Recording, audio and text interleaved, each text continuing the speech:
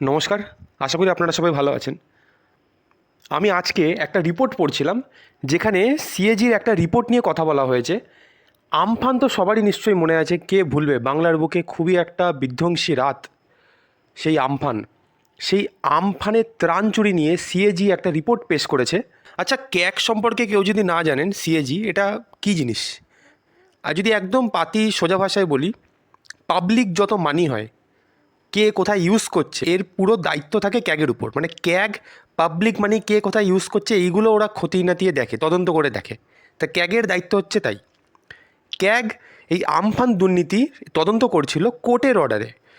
Court সিএজিকে order দিয়েছিল এই Amphan দুর্নীতি নিয়ে তদন্ত করার জন্য।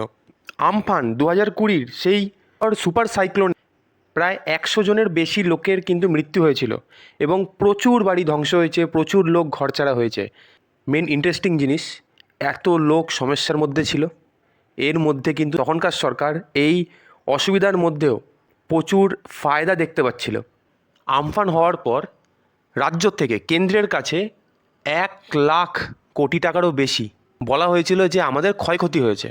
ক্ষতিপূরণ দেখানো হয় তো 1,00,000 কোটি টাকা, কিন্তু বিপর্যয় মোকাবিলার জন্য 35,000 কোটি টাকা চাওয়া হয় কেন্দ্রের কাছে। এবার কেন্দ্র দেখছে এত টাকা, ঠিক আছে, কেন্দ্র তারপরে একটা টিম পাঠায় রাজ্যে। রাজ্যে একটা টিম পাঠায়, টিম পাঠিয়ে সেই টিমটা একটু তদন্ত করে, সব কিছু তদন্ত করে একটা টাকার অ্যামাউন্ট কেন্দ্রকে বলে যে হ্যাঁ এত টাকা দিয়ে দিন। কেন্দ্র থেকে 2,250 কোটি টাকা দেওয়া হয়।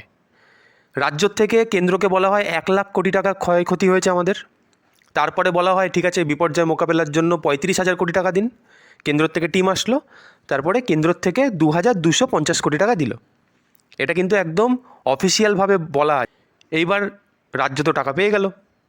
রাজ্য এই যে টাকাটা পেয়েছে 2,000, আমি 2,000 কোটি টাকাই ধরলাম, এর মধ্যে বিপুল পরিমাণে মানে কেলেঙ্কারি করেছে, বিপুল পরিমাণে। কোর্টের অর্ডারে সিএজি যখন তদন্ত নামে, তখন সিএজি রাজ্যকে বলে আপনি যে 1,00,000 ক্ষয়ক্ষতির দেখালেন, এর হিসাবটা কি? আপনি কি করে বুঝলেন যে 1,00,000 কোটি টাকা ক্ষয়ক্ষতি হয়ে গেল? তা রাজ্যের থেকে কিন্তু কোনো রকম তখন জবাব দিতে পারেনি। যে অ্যামাউন্ট যেটা কেন্দ্র থেকে দেওয়া হয়েছিল সেটা কীরকম ছিল, ডাইরেক্ট অ্যাকাউন্টে ঢুকবে, মানে যার ক্ষয়ক্ষতি হয়েছে তার অ্যাকাউন্টে ডাইরেক্ট ঢুকবে। কিন্তু এইখানে হয়েছে অন্য কিছু, এখানে ডাইরেক্ট অ্যাকাউন্টে ঢোকেনি, ভায়া হয়ে ঢুকেছে। কীরকম? প্রথমে টাকা গেছে কোথায়? ডিস্ট্রিক্ট ফান্ডে টাকা গেছে, ওইখানে কিছু কারচুপি হয়েছে। তারপর আরেকটা জিনিস দেখা গেছে, প্রায় 3,000-এরও বেশি, 3,000-এরও বেশি এমন কিছু ডিটেলস পাওয়া গেছে যেখানে দেখা যাচ্ছে একই বাড়ি 10-15 বার শো করানো হয়েছে, আলাদা আলাদা নামে, আলাদা আলাদা অ্যাড্রেসে, সেখান থেকেও টাকা তোলা হয়েছে। এছাড়াও ত্রিপল চুরি তো আছেই, ত্রাণ চুরি তো আছেই, এর সাথে সাথে যাদের বাড়ির কিচ্ছু হয়নি, একদম খুব সুন্দর বাড়ি, কোনো ঝড় বৃষ্টিতে কোনো ক্ষয়ক্ষতি হয়নি, তাদের কাছেও টাকা ঢুকেছে। 9,000 জনের থেকেও বেশি এমন লোক আছে যাদের অ্যাকাউন্টে 2-3 বার করে টাকা পাঠানো হয়েছে। শুধুমাত্র 4খানা জেলায় 125 কোটি টাকার কেলেঙ্কারি ধরা পড়েছে। বুলবুলের টাইমে যে ক্ষয়ক্ষতি হয়েছে তার ডিটেলস আমফানের মধ্যে ঢুকিয়ে দেওয়া হয়েছে। মানে কারচুপি বিপুল পরিমাণে চলেছে, বলছি না, বিপুল পরিমাণে। এমন ধরনের মানবিকতা কোনো দলেরই কিন্তু শোভা পায় না। সরকারে যেই দলই থাকুক না কেন, কত মানুষ, শয়ে শয়ে লাখে লাখে মানুষ সেই টাইমে কষ্ট পেয়েছে।